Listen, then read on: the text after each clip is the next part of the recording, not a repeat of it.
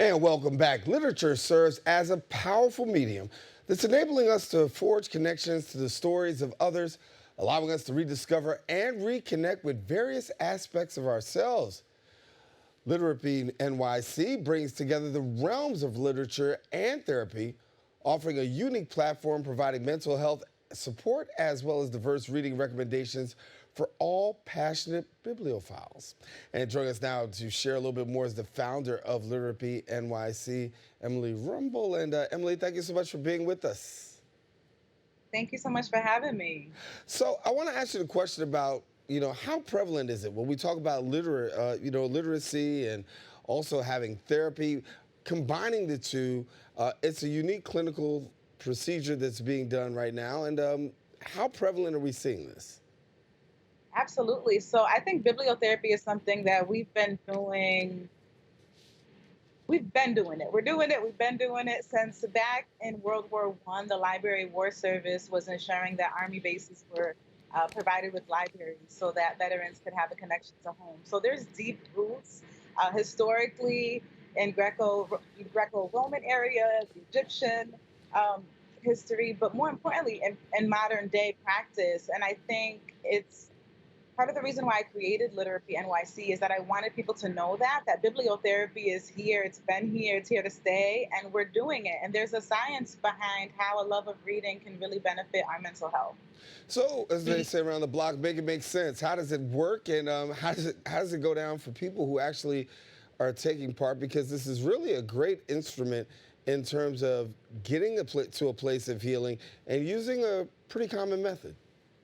Absolutely. There's three domains of bibliotherapy. So, receptive prescriptive bibliotherapy is when a therapist would recommend a book to assist with treatment goals. And it doesn't just have to be self help.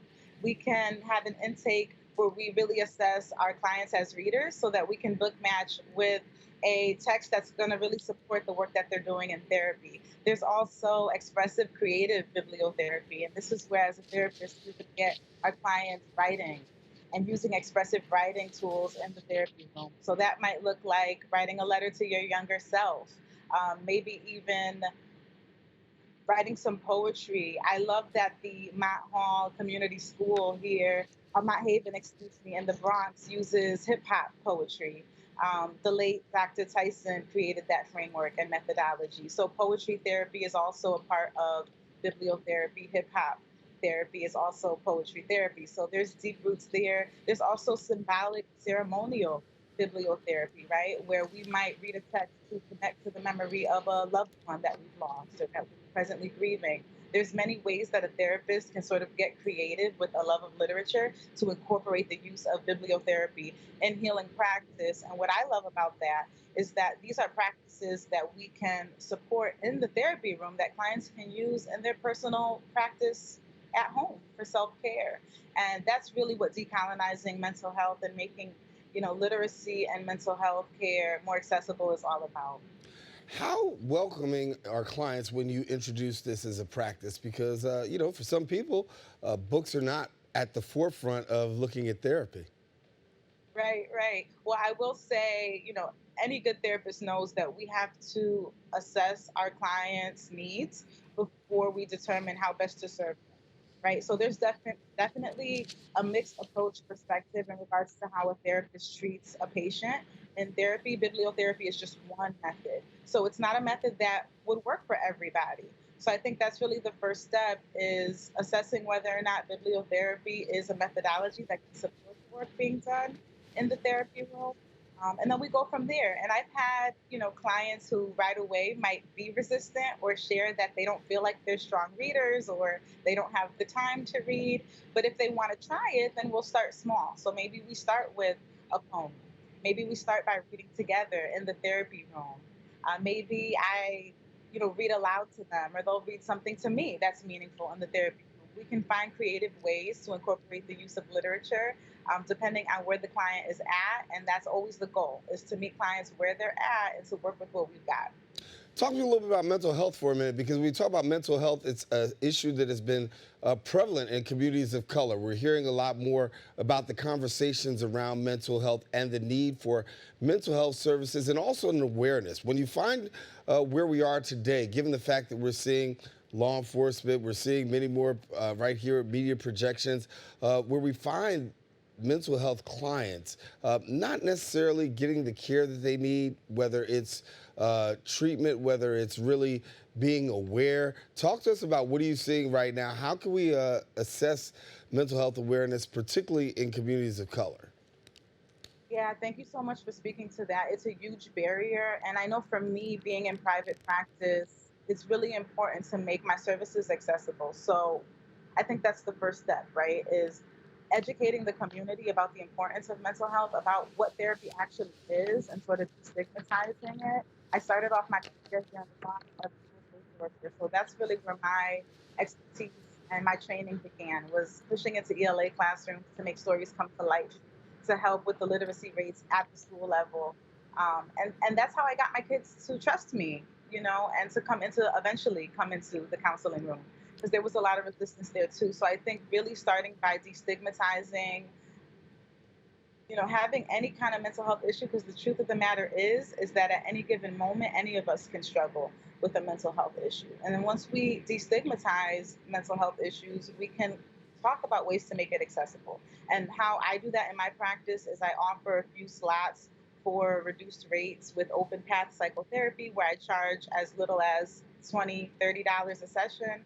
I also collaborate with Grace, which is an organization in Brooklyn providing free therapy to adolescents in all 5 boroughs here in New York City. So I think as therapists, we have to also, you know, make that part of our decolonizing work, is that we have the credentials, we have the expertise, but how are we using our platforms and our influence so that we can better support our communities? Yeah, I think you hit the nail on the head. But keeping it 100, we talk about the fact that, listen, a lot of people do not access mental health services simply because of stigma, stereotypes. These are things that are prevalent, particularly in communities of color. You don't go to, but more and more people are seeming to accept therapy, more, prone to really saying, hey, I can use these services and not feel bad or ashamed about them.